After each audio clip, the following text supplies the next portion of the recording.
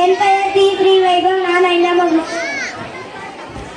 என் பெயர் டி அல்லி 5ஆம் வகுப்பு.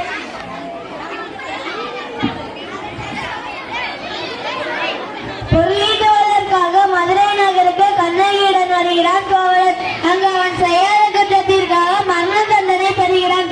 ஆதாயம் தீர்ப்பு வழங்கியதாக அரசன் மீது குற்றம் சாட்டும் கண்ணகி. கண்ணகி தன் காற்றிலமை கண்டு தன் கணவன் கணவன் என்பதை உணர்த்துகிறார். கண்ணகிக்கும் அரசனுக்கும் நடக்கும் உரையாடலை இங்கு நாடகமாக நடிக்கப் போகிறோம்.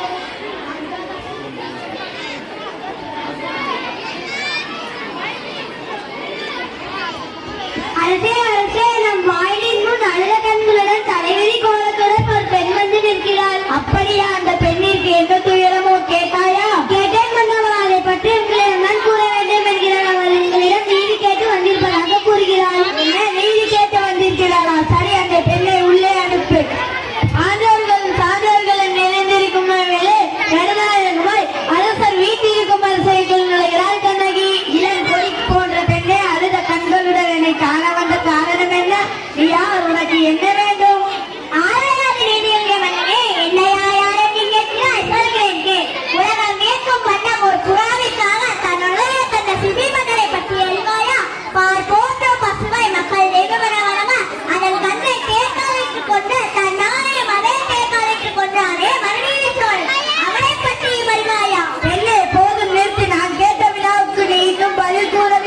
அதை விட்டுவிட்டு எதையோ கூறிக்கொண்டிருக்கிறாய்.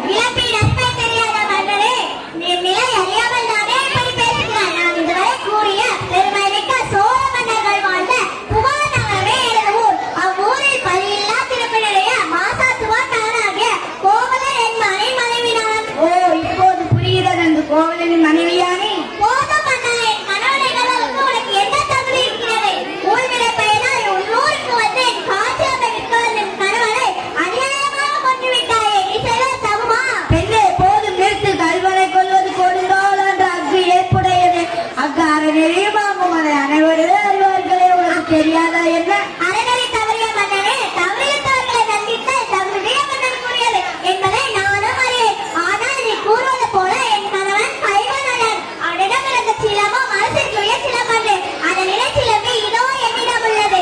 என் காட்சிலம்பின் பலன் மாநில கற்களால் ஆனது. என்ன நீ சொல்வது உண்மைதானா? உண்மையாக இருந்தால் அரசின் கூறிய சிலம்பின் பலன் முத்துக்களால் ஆனது.